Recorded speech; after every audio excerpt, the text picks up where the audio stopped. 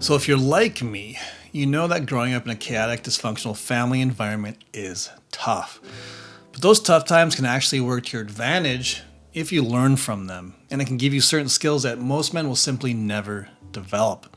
But even if you didn't grow up in the same type of rough environment that I did, you can still train yourself to embody these very powerful traits. So, in the next 10 minutes, I'm going to teach you 3 key lessons that I learned growing up in a chaotic household that will make women chase you instead of you chasing them, how my upbringing naturally made me non needy, and also how you can develop this magnetic and powerful trait for yourself without wasting years figuring it out the hard way like I had to. Let's get into it. Section 1, how I became non-needy. So some men grew up learning how to chase women. I grew up learning how to be alone. And for those of you who follow me on Instagram, you might already know this, but I didn't grow up in an always warm and cozy household. Now, there were great moments, okay? It was not an all bad sob story. And looking back at some of my memories, I cherish a lot of things about my childhood. But certain memories that I have shaped how I started showing up in my relationships later on down the line. Specifically, memories of my parents fighting, okay? Loud arguments, tension that would just fill the house, and me having to hide away in my bedroom. You know, maybe some of you have experienced this very same thing when you were growing up. And for me, it was these experiences that led me to learn one thing very fast, that being alone was better than being around all of the chaos, okay? And because of this, I stopped relying on others for validation. I didn't crave attention. I didn't need to be around people all of the time. And funny enough, because of this, that is what made me the opposite of what most guys were when it came to women, okay? While other men were chasing after them and begging for attention, I naturally kept my distance, okay? It wasn't to play games. It was because I was just used to being on my own, and this happened to really attract and intrigue women, okay? In my mind, life was more peaceful when I dove into my own hobbies and interests, okay? There was no family drama, no tension. It was just me locked into the things that I was passionate about, which for me was the arts. I loved drawing, photography, and filmmaking, and I poured everything that I had into those things. And without realizing it, that gave me something very tangible that women could actually see. It's just like an athlete who has his sport that showcases his skill and mastery. I had my craft. And I remember one time I was deep into a film project, completely dialed in, and there was this girl, an actress working on the project, and I could tell that she was interested in me. So I did what any guy with a backbone would do. I initiated. I made my move, I set the tone, and I got the ball rolling with her. Now, here's where most guys would mess it up. After that initial spark, they would start over pursuing. They'd text too much. They'd constantly be checking in. They'd be acting like she is the center of the world. I didn't do that. I stayed locked into my work. I wasn't texting her all day. I wasn't seeking her attention. I was just doing my own thing. And because of that, she started chasing me. She'd be the one checking in. She was the one wondering what I was up to. She was looking for ways to stay within my orbit. And eventually we did become girlfriend and boyfriend, but it was my non-neediness and intense focus on my work that made her attraction really skyrocket. And here's something very important with this, okay? This doesn't mean that you just sit back and wait for women to fall into your lap. That's not how it works. That's not what I'm saying. You still need to make the first move and lead. But once you've set things in motion, you let her come to you, and this is how and where attraction really grows. Section 2, why non-neediness is attractive. I want you to understand this about needy behavior. Women are wired to be drawn to men that they cannot fully have. Now let me tie this idea back to my upbringing, okay? When you're a kid growing up in dysfunction, isolation is not a choice. It's something that you're forced into. And to be honest with you, at first it's painful. You know, you feel like an outsider, like there's no one really there for you. But over time, you do learn to sit with that feeling. You stop needing constant validation and you become comfortable on your own, for better or for worse. What I didn't realize back then was that this was actually a hidden advantage when it came to women. Because here's the reality. When a man is too available, when he's always texting first, when he's always trying to prove himself, and he's always waiting for a response, well, she does tend to lose interest, okay? There's no mystery, there's no tension, and she loses that emotional investment. But when you're naturally okay with being alone, when you don't need her attention to feel good about yourself, she starts to wonder about you. She starts thinking about you when you're not around. And this is how attraction really, really grows. Now, here's where some guys take this idea the wrong way, okay? They hear me say things like, be non-needy, and they think that it means act cold or robotic or indifferent when they're actually with a woman, but that is not what I'm saying. When you and her do get together, you should be present, okay? You should be engaged and actually enjoy each other's company. Laugh, have fun, be affectionate. This is what makes the time that you spend together meaningful and really what seals that bond. Non-neediness doesn't mean that you never show interest. It means that you don't let that interest consume you. You don't let her become your entire world to the point where you need constant reassurance from her just to feel okay with yourself, okay? So the key is very simple. Enjoy her, but don't need her. This is the balance that will keep attraction alive and relationships going for a long time. Section 3, how to develop non-neediness. A woman should be a beautiful addition to your life, not the sole center of it.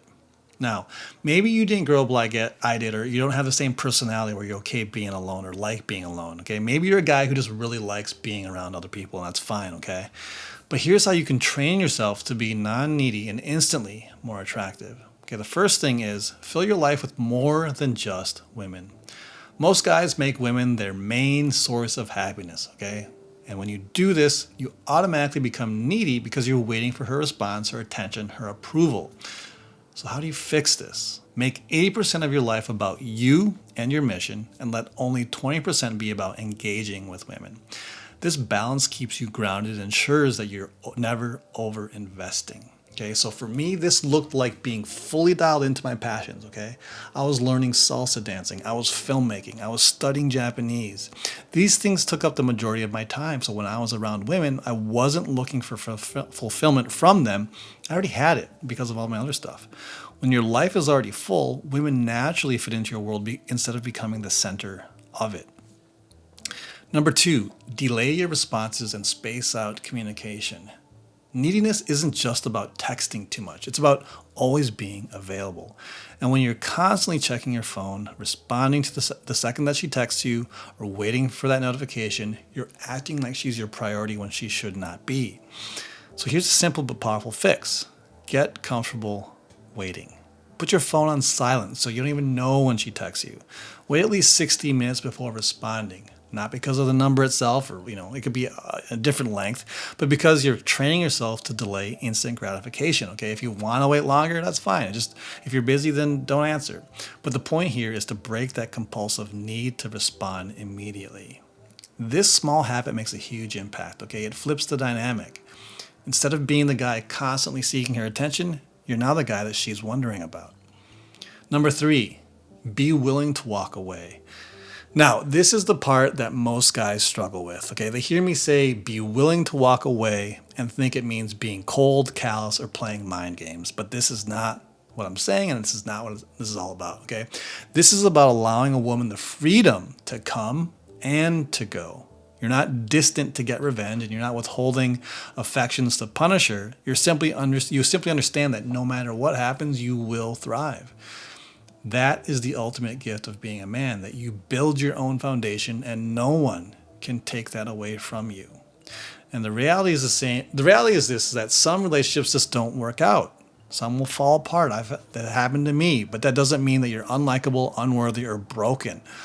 Losing someone that you started to care for does hurt, and that's very normal.